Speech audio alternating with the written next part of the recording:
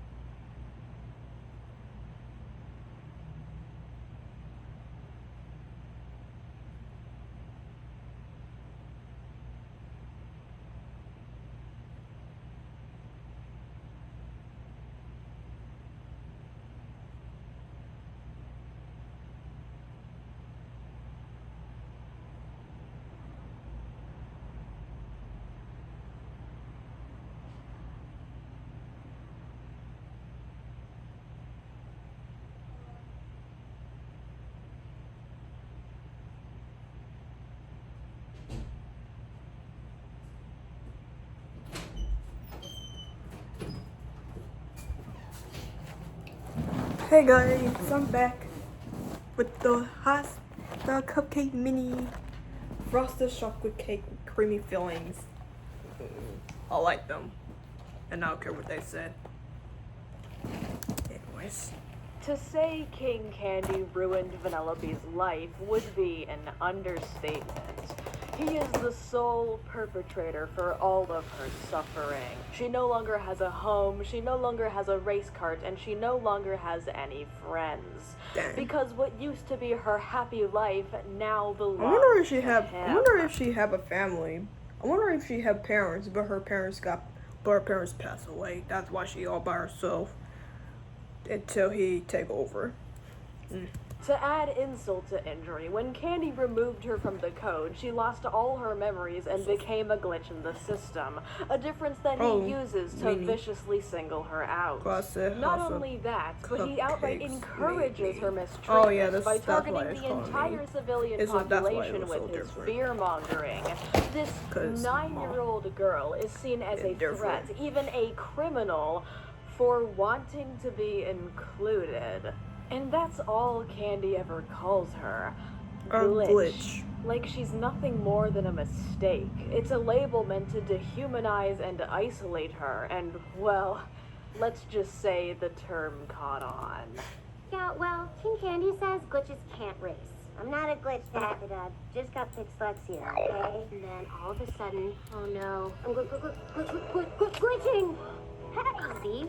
You're an accident, just waiting to happen. Oh no, I glitched too! Hey, I just want to race like you guys! You will never be a racer, because you're a glitch, and that's all you'll ever be. Vanellope von Schweetz no longer exists. Her life no longer exists. All that's left is the glitch. A lonely little girl who lives as an outcast, a nobody, whose dreams are left in broken pieces thanks to one selfish man.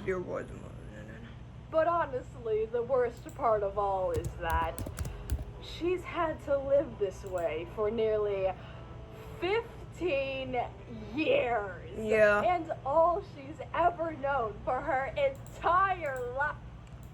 Oh yeah, I think.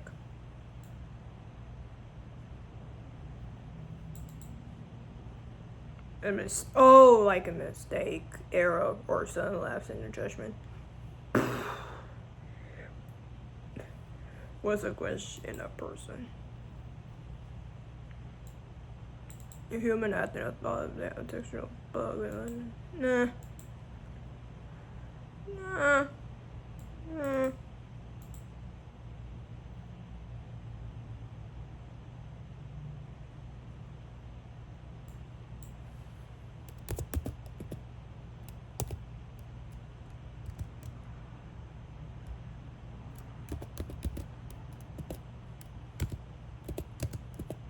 Like a nickname.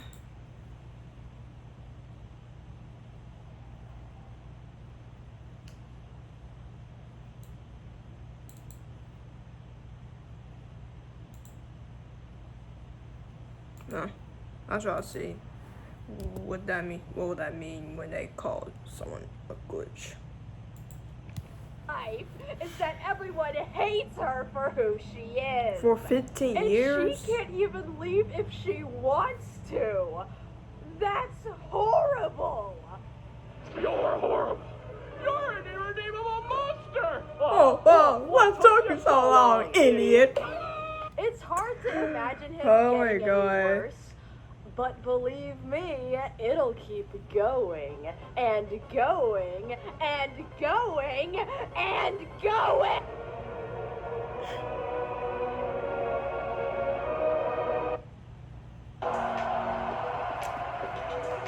Okay. It can feel so overwhelming to manage your money, but SoFi makes it easy with SoFi Plus. Swimming First of all, there's more to this inside. secret takeover than meets the eye. And at certain points, it's staring us right in the face. Okay. I want to refocus on this particular setting, I was just the saying, Royal Throne sing a Room. song from There's actually a Madagascar. certain piece of concept art that musical. makes it look like a medieval dungeon, or more like a man cave. The warlike man emblems cave. decorating the walls, Not gonna lie, kinda combined does with look like a moody dungeon. lighting, gives it an especially sinister appearance. An appearance that I'd argue is reflective And of why Candy's can't it look like a? I almost thought that this is like a devil horns. Yeah, devil horns. For his bald head. true personality.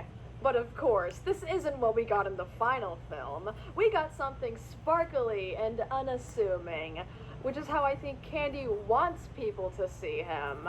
Lorelei Beauvais, the lead designer of Sugar Rush, had something interesting to say about this. The interior of King Candy's castle has been one of my favorite sets to design, and because he's not the real king, we thought it would be funny to cover the whole castle in sugar coating, just like him. However, the most interesting detail of the concept art is the grotesquely oversized crown that's positioned over his throne. Like, these levels of self-absorption shouldn't even be possible. But as we saw just minutes ago, they apparently are. Okay, this is where it gets kind of insane. So I Google searched throne room, and the very first result was this image. The room depicted here resides in the Château de Fontainebleau, and it happens to belong to Napoleon in 1804. Shut the use. Why am I telling A you random this? boy. Well, it's because this image bears an uncanny resemblance to you-know-who's throne room. Like, take a look at the curtains, the candlestick placement, and even the crown positioned over the chair. I am almost certain that the concept artists used this very image as reference. And better yet, King Candy's crown is actually the larger one here. Does this mean that King Candy has a bigger ego than Napoleon, the dictator from French history? Who? I mean, probably. Sorry. Yeah. France has Napoleon, Disney has King Candy, and DreamWorks has Lord Farquaad. Yeah. I will not be elaborating further. But hold on. Is there a crown over his chair in the final film? Not quite. Instead, it's a Tiara. no! This is straight up Vanellope's room in broad daylight. But why? I totally forgot. Theory that for whatever reason, Candy was never able to customize the code of the throne room, so he's had to put up with it being pink. Hence why he's self-conscious and corrects it to salmon. And I'm sorry, but how does a man who serves in an outfit like this still feel confined by gender But norms? pink is Just the embrace it, color. dude. You're the villain. You can get away with that shit. Just like you've gotten away with everything else. Anyways, you can't I think automatically the change dungeon-like it. throne room is what he wanted it to look like. But alas, when you steal the life of a little girl, you're gonna get the room of a little girl. Hope it serves him as a reminder. Yep, says you want to take that little girl's throne. Yeah, you can't just do nothing but just let it happen. Just keep it there. And pretend like, yeah, this is a different color. Look at the code room. This time through a different lens. Now I hear you asking. What if King Candy's giant Kobox thing is just because he's the ruler? If anyone else were in that position, they'd have a big code box too. And I will say, person I just made up, that is an interesting theory. However, we're actually shown in Vanellope's original node being restored by the end of the film. But And hers although it not has like just the as King many Candy. connections as Candy's, her Yeah. code box is actually the same size as every other one. Yeah, reflecting it don't the look fact that exactly like King Vanellope is Candy. actually humble and doesn't value herself over others. The contrast here is quite obvious. But now, it's time for a theory! Theory! Speculation warning! This isn't proven as can. Now, there's something very interesting about the pay-to-play system of Sugar Rush. The only way you can enter into the race is by dispensing a coin you've previously earned. Said coin you can only obtain by winning a race. Do you see the issue here? It's a closed-off system. And given that Candy is the one who proudly introduces it, seemingly before the start of every race, I'm drawn to say that he's the one who implemented it in the first place. But that isn't the only reason. Even the design on the coins themselves feature his royal insignia. Not a tiara, but a crown. Not to mention, by the end of the movie, Vanellope... That almost looks like that crown in the chair. I didn't notice that. She doesn't win a coin, she wins a trophy. Yeah. The intended reward for first place, because Candy's paywalling has since been eliminated. So why would he create a system like this? Take a wild guess. It's because this was his very first defense to prevent Vanellope from racing, via systematic exclusion. If he gave a coin to every racer except Vanellope, it would be impossible for her to participate. And presto, that pesky glitch will never bother him again. But hey, that's just a theory. The But with the amount of evidence it theory. has, I'm starting to think it's just straight up implied. Also, I'm probably not the first person to figure this out. Shout out my dude, Matt Seriously, Pat. think about it. Although we the never secret agenda talk, of but discrimination, shout out obsession to over him. keeping a good public image, the fact he has military personnel that serve him and him only. I mean, at least it's an accurate representation of the movie. This man is a corrupt politician. But Candy isn't only mistreating Vanellope, he's deceiving everybody in the whole kingdom. King Candy says glitches can't race. To protect us. Right, protect you, huh? You know what the hardest part about being a king is? Doing what's right. Right, But the right, citizens of right, Sugar Rush right. actually believe he's protecting them, when all he's doing is fear-mongering about the threat of Vanellope. And the only reason he's doing that is because she's the only one that threatens him. But he can't let anyone figure that out. So he locked away everyone's memories, now feeding the public nothing but sweetened lies. As a Manipulate result, everyone relies on him for leadership because as their only authority, he's all they've ever known. And if you ever dare ask questions, guess what? You're getting thrown in the fungeon. Have a great time. Sugar Rush is my favorite dictatorship. So skip the bird break. You. Just you. Building your app. On base 44. Describe it. This rancid elf isn't only a mass manipulator who abuses his unpaid staff, Look, I but got also doesn't want an specializes elf in 'cause taking he's advantage short. of a single individual who's been hurting for over 30 years and using him like a tool. Let's talk about that. Those people are gonna love you Not You know this why? scene. because you're a winner Winning. and you're adorable. I'm adorable. What kind of cold, heartless person would break apart such a loving relationship? I would. So I originally wasn't going to cover this section in full because I had no idea how to approach a scene like this until I have moment of clarity. The solution was to make it really long. We're gonna talk about SpongeBob SquarePants. Specifically, Season 1, Episode 3B, Plankton.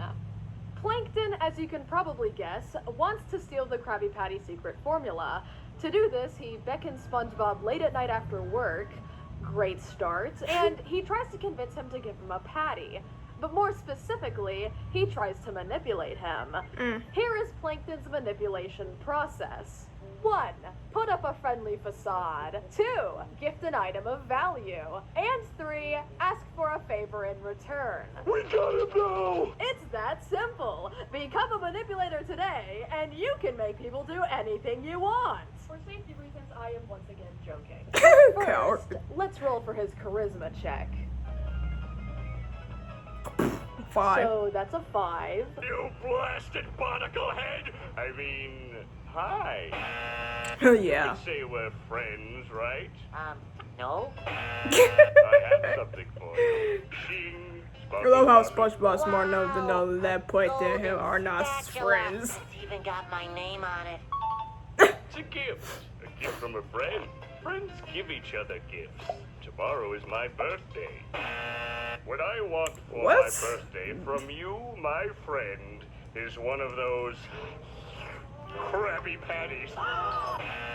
Okay, so Plankton failed in most categories, so his manipulation didn't work. Instead of His giving only him a success in gift, getting yeah. SpongeBob's attention was by giving him the golden spatula. That he Not only likes. is this item made of gold, making it seem much more significant, but it also preys on SpongeBob's personal interests. He loves his job as a fry cook, and it's also engraved with his name, giving him a sense of ownership and importance.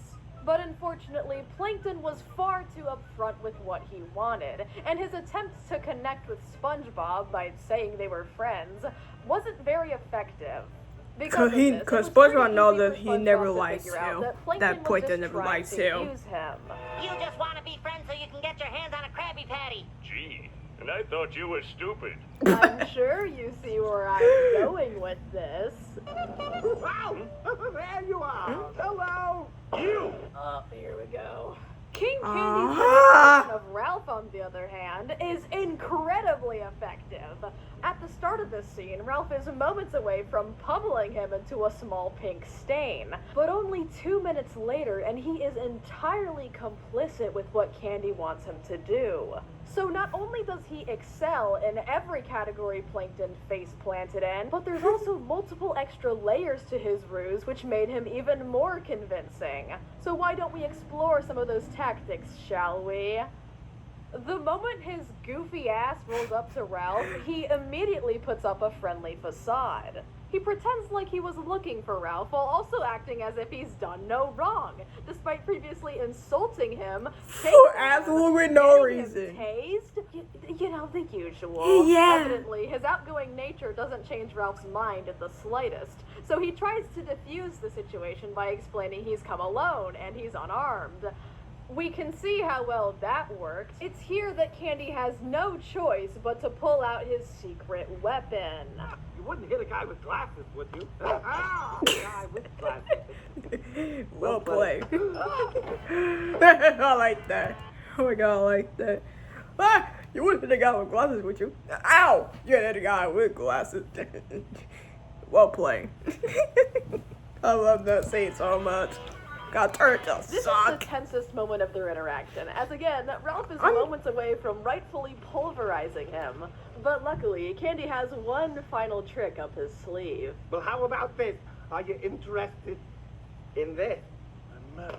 Taken aback by the one thing he's been tirelessly working to reobtain, he drops No. Candy and the situation de-escalates immediately. How did you? It doesn't matter. It's yours. Go ahead, take it. Candy cleverly deflects suspicion here by telling Ralph to just take the medal. And of course Ralph doesn't ask questions, he just gave him his medal back. His absolute prized possession. Dang And it. it's even got his name on it. Hero! Important to Ralph, straight up gifting it to him was a cheap and dirty way to build a foundation of trust, regardless of how unfriendly his previous actions were. Now, Candy has Ralph right where he wants him, because by this point he knows he cares about Vanellope. He knows how to tug at his heartstrings and play him like a puppet. All I ask is that you hear me out. About what? The Millers love the sound of earning and saving money on vintage. Don't wear it, sell it. The Tempur-Pedic breeze makes sleep feel cool, so no more sweating all night or blasting the air. So far, Candy has already manipulated Ralph enough to avoid an altercation. Put on a smile, give him a gift, and now ask for a little favor. Emphasis on little. Candy here is pulling the classic foot in the door technique. Just listen to what he has to say. As small as it might have been, Ralph just agreed to do something for him, and now Candy will go along with it, letting it snowball into something much larger and more insidious. Now keep in mind that at first, Ralph was only using Vanellope to get his medal back, so when it's just gifted to him like it's nothing, he begins to reevaluate his entire situation. Ralph. He knows that he about to be effed up. Being a king is.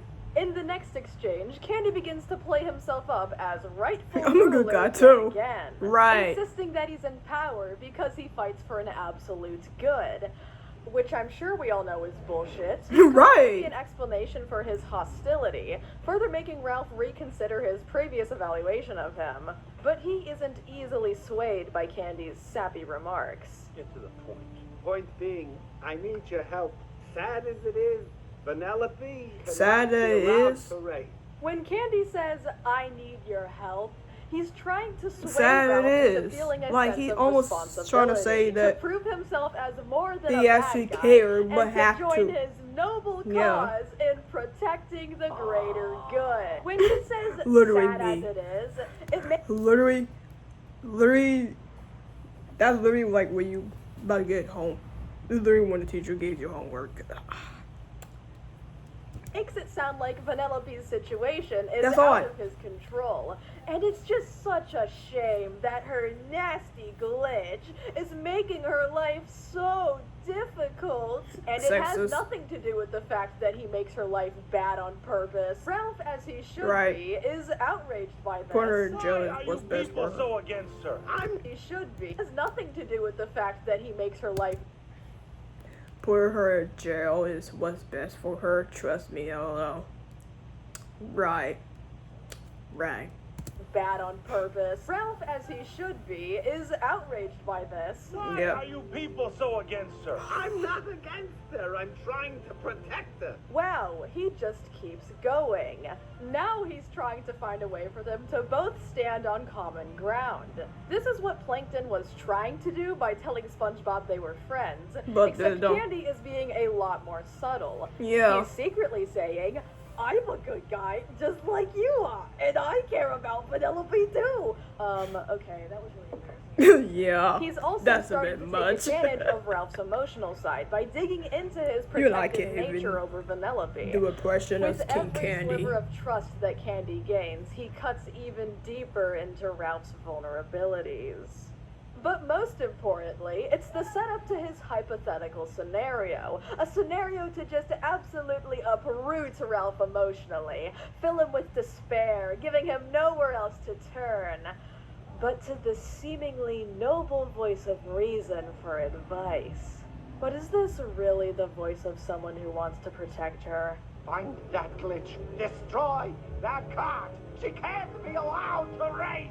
It can't be. Right? Another thing is that when Candy isn't trying to get on Ralph's good side, notice he only calls him by his full name.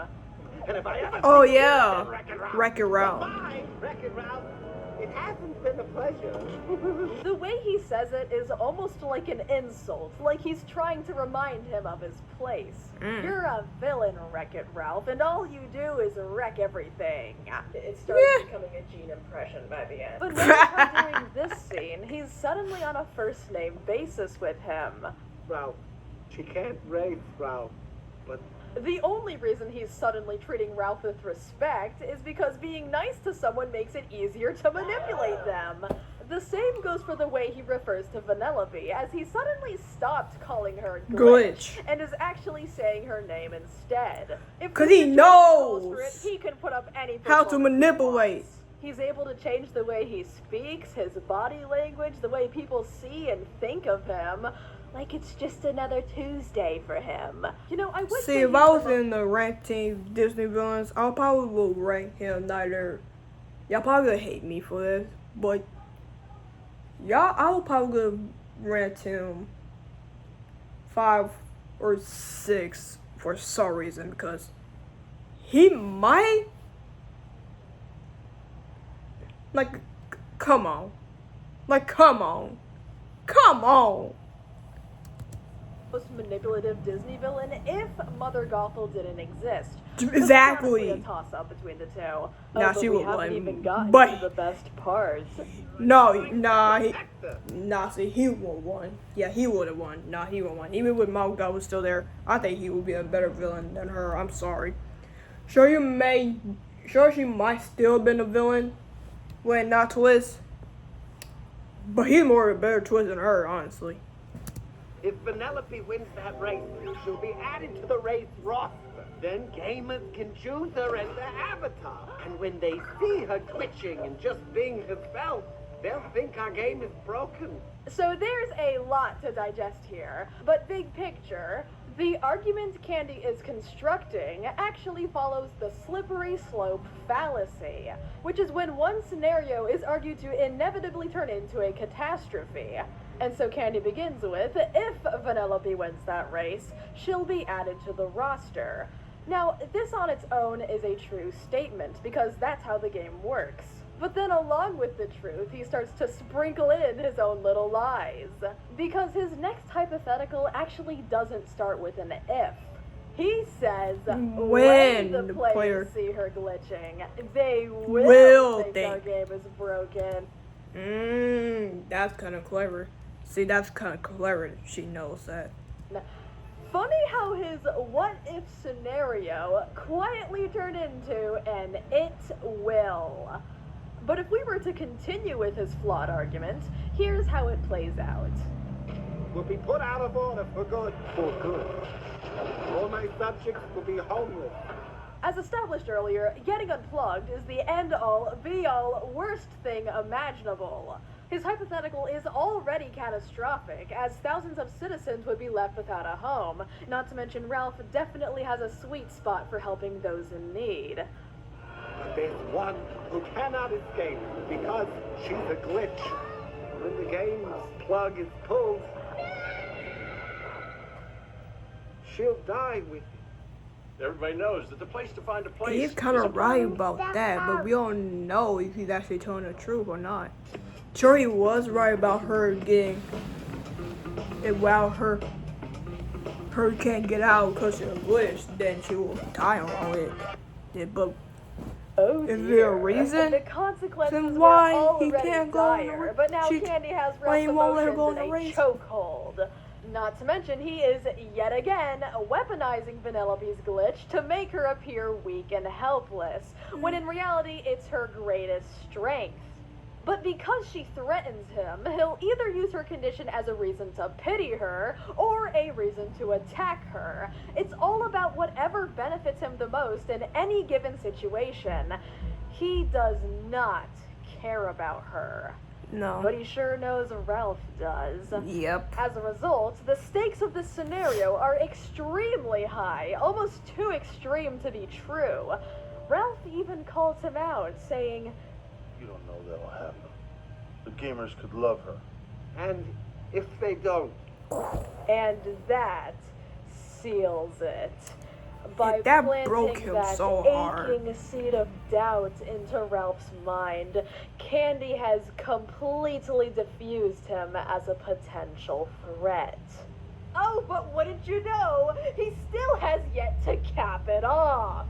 I know it's tough. Feigning empathy. But heroes have to make the tough choices, don't they? Presenting a false dilemma. Feigning empathy. Hammering it in. As about wanting empathy. I think I'm done with this section. Yeah, I think, yeah. No, just kidding, I'm not. Yeah, literally 16 of total. Yeah. Just wanted to add that he integrated 16 manipulation tactics into his arguments in the span of 2 minutes. This is unheard of.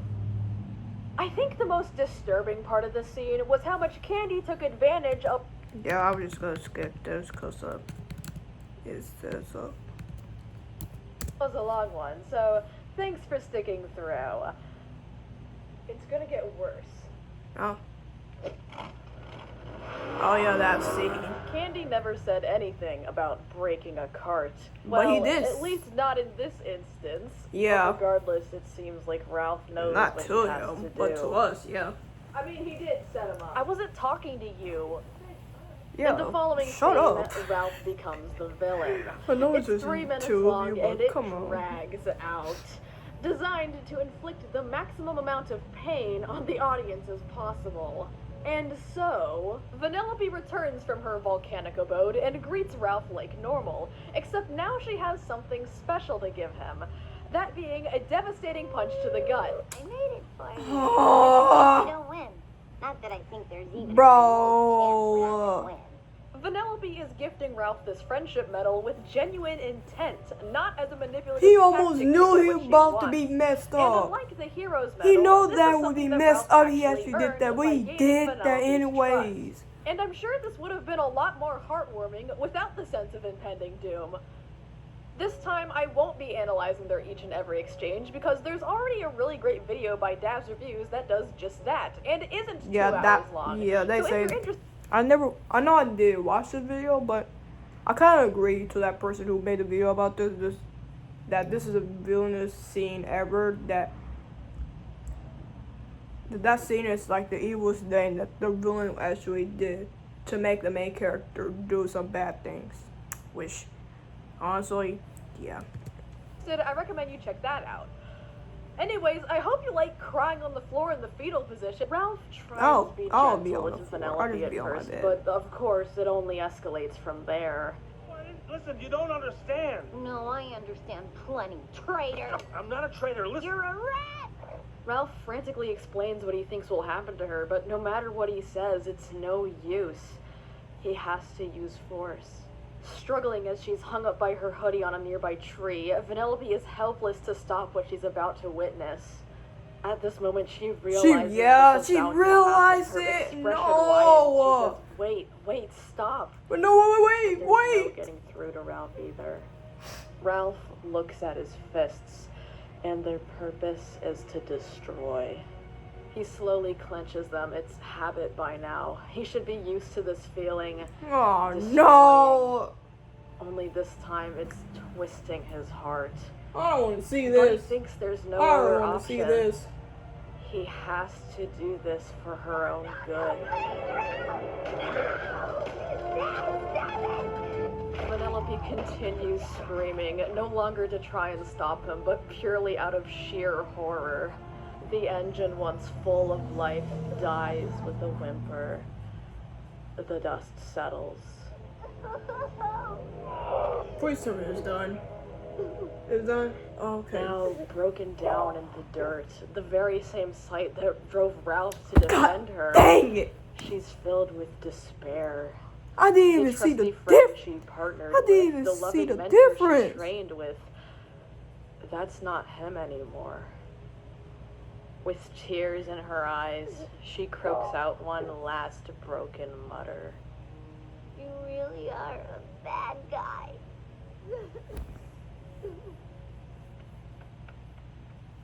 I love it for pepperoni pizza. Futile pleas for mercy. The scent of herbal essences takes Amaya here. To me.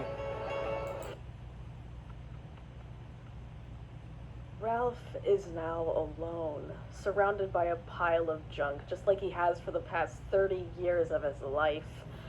But Candy said heroes have to make the tough choices, to do what's right, no matter what. But how can doing the right thing feel this wrong? Yeah. It's too late now. Ralph dejectedly picks up the hero's medal from the crumbled mess that used to be Vanellope's cart. Their signatures have been ripped apart. And so, with nothing left to do, Ralph heads home, well aware of the fact that he's just destroyed the most meaningful friendship he's ever had. Meanwhile, at the Sugar Rush starting line, I can without a pinch of hesitation assure you that I have never been so happy in all my life. Because Vanellope's not here and I fucking shattered her dreams. this is the first time we've seen him after the manipulation scene. And as we can see, he possesses absolutely zero fucking remorse for his repulsive behavior. In fact, he's literally rejoicing that Ralph and Vanellope are gone. And it's because he purposefully ruined their friendship.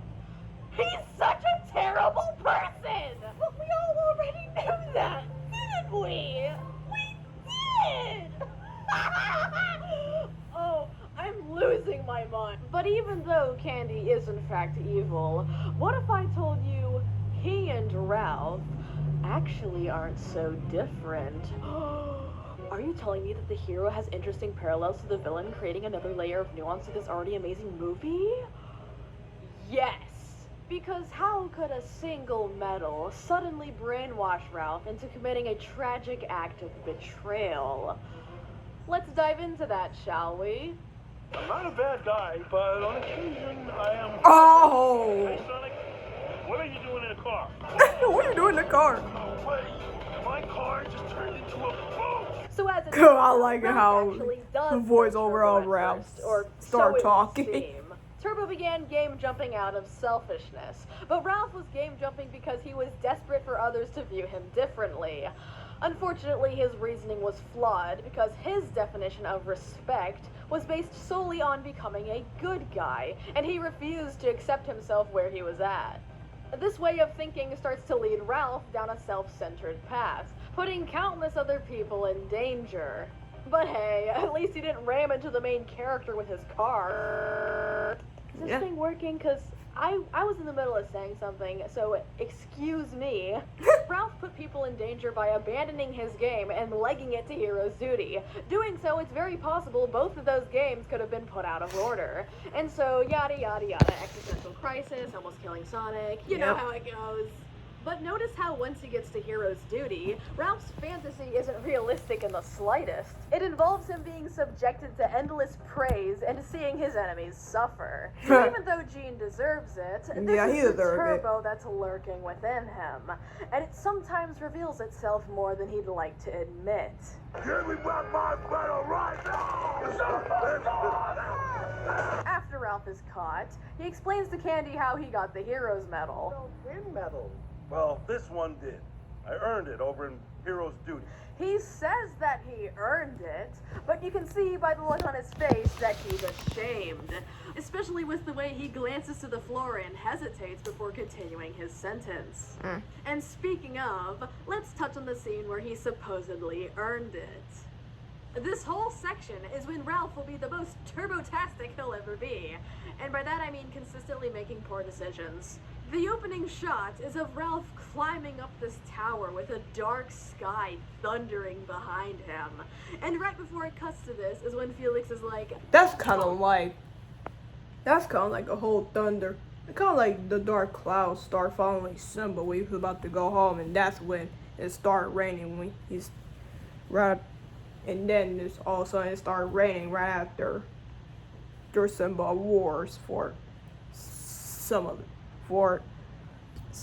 reason. Turbo? Yeah, the film is pretty upfront with the fact that Ralph is doing a bad thing.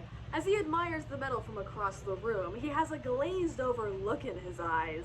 He's utterly entranced by its promise. Ralph busts through the window, and not exactly heroically.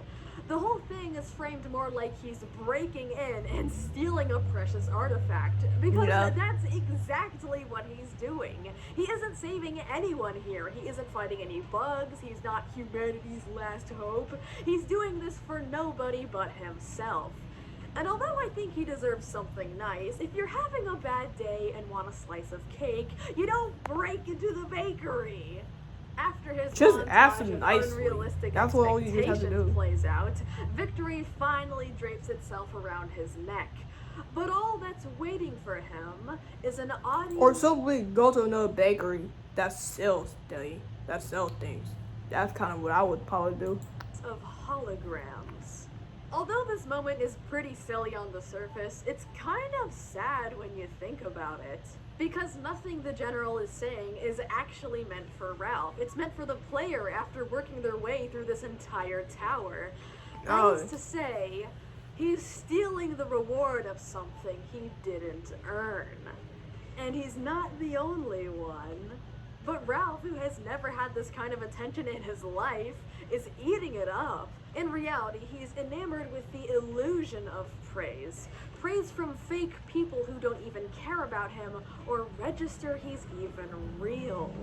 And notice how it's the fact that Ralph is so caught up in this praise that he steps on the Cybug egg. So preoccupied by attention that he made a fatal mistake. All this core represents. Integrity. Grace under pressure. To further this comparison even more, Ralph begins getting defensive over Hero's Duty, talking about it like it's his own game. Duty! How dare you insult Hero's Duty, you little gutter snipe? Gutter snipe? Wow. That's a real word. Oh my god, that was actually weird. That's actually the word. I swear, if it's actually real, I swear to God.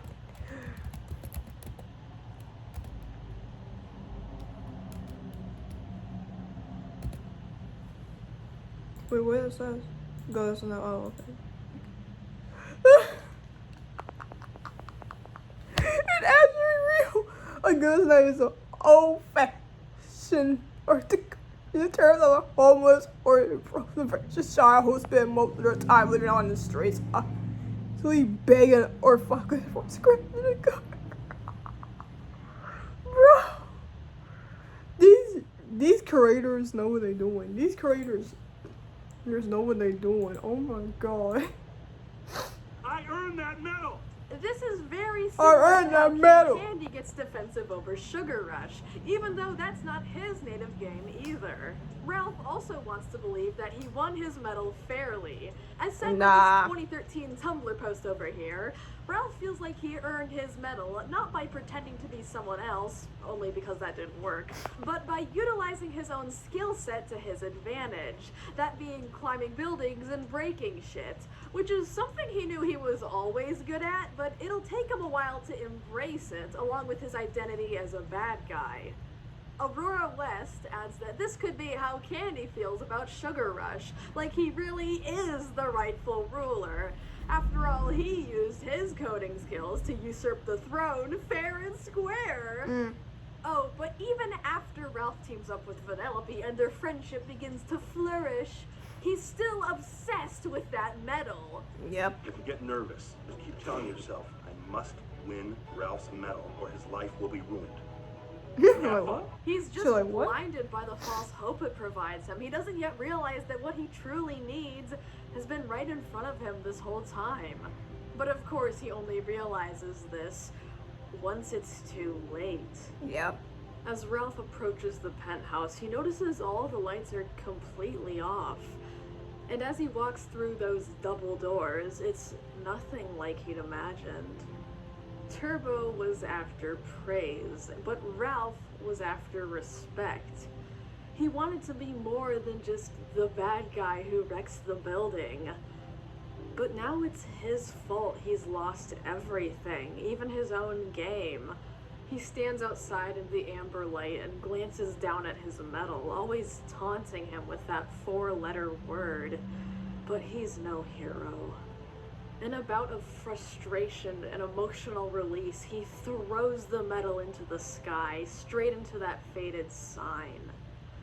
And as he sees what's Sugar crazy that with the medal automatically hits that screen, and then that's how that paper just fell. He pulls out Vanellope's gift, prickled with a deep pain in his heart. But as his eyes wander across the cabinet, he sees Vanellope. And she was on the side. And she was on the side of the video game. The whole time. Thanks, Kanye. Kanye, I totally forgot about Kanye actually said that in real life. I bet you he watched that movie. I bet he watched that movie and said that she was on the side of the game the whole time. Ralph hurries back to Sugar Rush and finds Sour Bill sweeping up the mess. But he's not fessing up. So after surviving horrors beyond his comprehension, Sour Bill cracks and tells us everything we already know. Next, Ralph makes his way to the Fungin and does his business as usual. Felix is happy at first, until he remembers that Ralph abandoned his game, and he's, well... I'm just so cross with you. Forgive my potty mouth. In all seriousness, Felix is actually a pretty realistic representation of privilege. He's a very simple, non-confrontational fellow that stays well within his comfort zone. Unlike the other Icelanders, Felix isn't actively hostile towards Ralph, but he still excludes him and hasn't made any efforts to understand his disadvantaged position. Yeah. That is to say, he has no ill intent, but still ends up hurting Ralph through his ignorance. Who's Nice gonna leave? doesn't necessarily mean Wow. good. That is, until Ralph suddenly disappears and Felix is forced to take responsibility for his game. And it's only then that he realizes what it's like to live outside of his bubble. So in the past 24 hours since he got his game put out of order, Felix has met the love of his life, almost drowned in Nest quicksand, accidentally triggered Culvin's PTSD, got rejected for the first time in his life, and then he got thrown into jail not even knowing what he did wrong. Right? He's been having a bad day. Yeah. Pull yourself together. No, Ralph, you don't know what it's like to be rejected and treated like a criminal. Yes, I do. That's every day of my life. Yeah. It is? Wow, that only took him 30 years Right. to figure out. But that doesn't matter, because he changed and grew as a person. Great character arc. In fact, you can even see the evolution of Felix's character with how he refers to Ralph throughout the movie, as I imagine he's had a lot of time to reflect. I'm looking for my colleague. Wreck-It Ralph? Kai? Have you seen my friend Ralph? Aw. You coming, brother? Aww. As for Colhoun, I cover her character growth more in another Oh video yeah, I yeah. made. Oh yeah, you did Vanellope's make a video. Oh yeah, you did make a video of her backstory. being a disability program. because this one's already getting way too long. So with this exchange, Felix is finally able to empathize with how Ralph feels and, long overdue, realizes the errors of his ways. And with that, Vanellope's card is fixed and Ralph busts her out too. From her, maximum security prison? You're not English prison a 9-year-old, are you, Candy? Yeah, in the Fungin. Why? Yeah, in the Fungin. Naomi Why? loves the sound of Yeah, in the face. Why? Invented. Don't wear it, sell it. Sound creates atmospheres. Bro, Jack Horner and King Gun. Bro, I bet you King Horner and King Candy would be best friends by now if they two were in the same universe.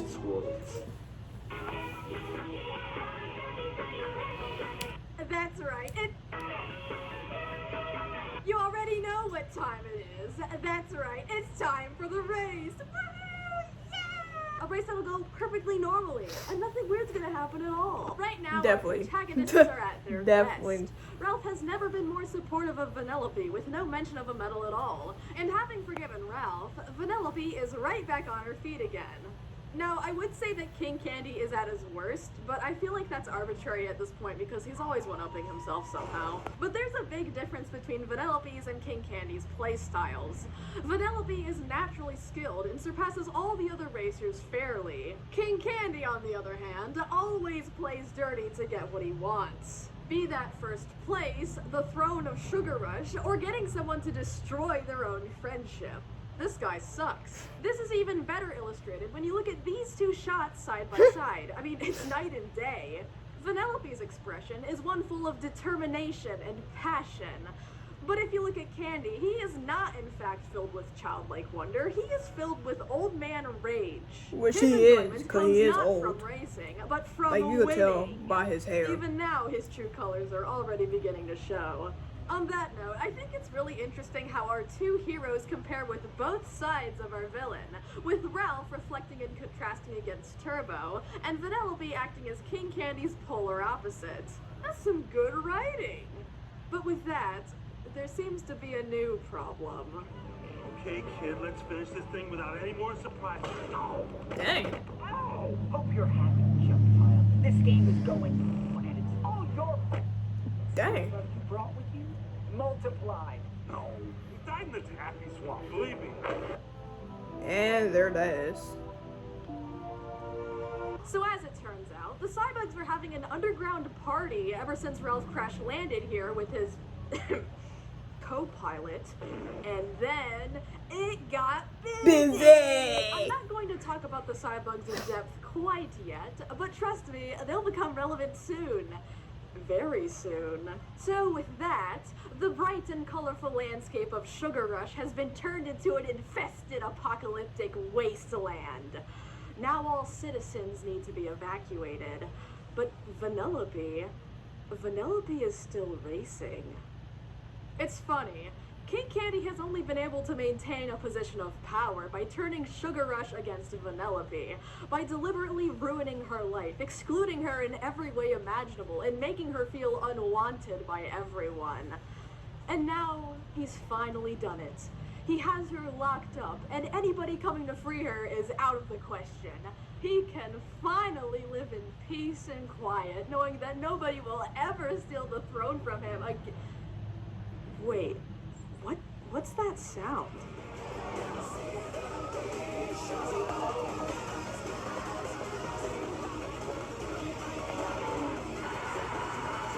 Okay, yeah, so this is probably the best moment in the whole movie.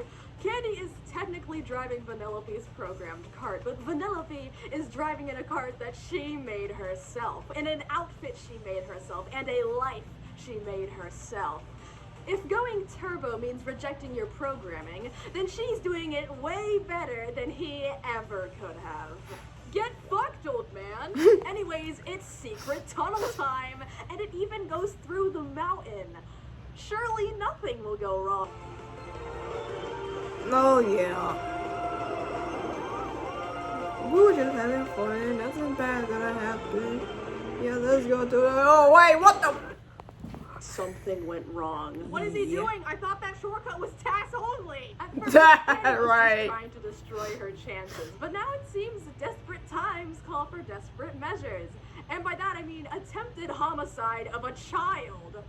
That'll look good on his criminal record, because it's never Child explained whether or abuse. not glitches can even regenerate, but judging by the way he's acting, I don't think they can. There's only one thing worse than a murder. Murder.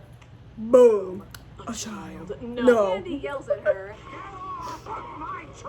as he's always felt entitled to this game that he stole. I'm sure we all know that as the scene continues, something very interesting happens. Earlier in the movie, when Vanellope gets bullied, she's shown yanking Taffeta away from her cart, transferring the glitch for just a brief moment. It's not a memorable detail, but it's a clever piece of setup done specifically but for it's this different. moment. The moment where everything changes. Scared, overwhelmed, and in an act of self-defense, Vanellope grapples with her attacker. A blue zap channels through the pole, suddenly resulting in a different color surfacing. One we've never seen before. Tumblr user Vanellope's Mun made a great analysis post about this back in February, Yeah. and it made me realize something. It's almost poetic that the very same glitch King Candy weaponized against Vanellope, the glitch he caused her to inherit, is now the sole reason for his downfall. What solidifies this even more is that it was Candy who spread the glitch to himself after trying to yank the pole from Vanellope's grasp. His literal inability to let something go is what ultimately leads to his demise.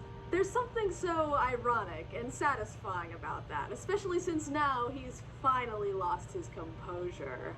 But enough of those sappy and misleading fronts. Because now his true colors are finally here to stay.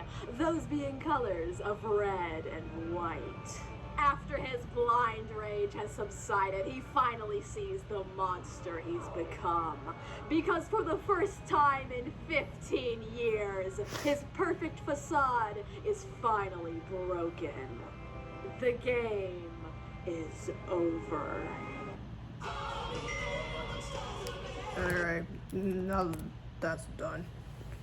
I think I forgot how much video that is. You don't need complex tools to stop complex cyber threats. Oh, let me wait. Threat down, and all-in-one secure. Okay, there we go.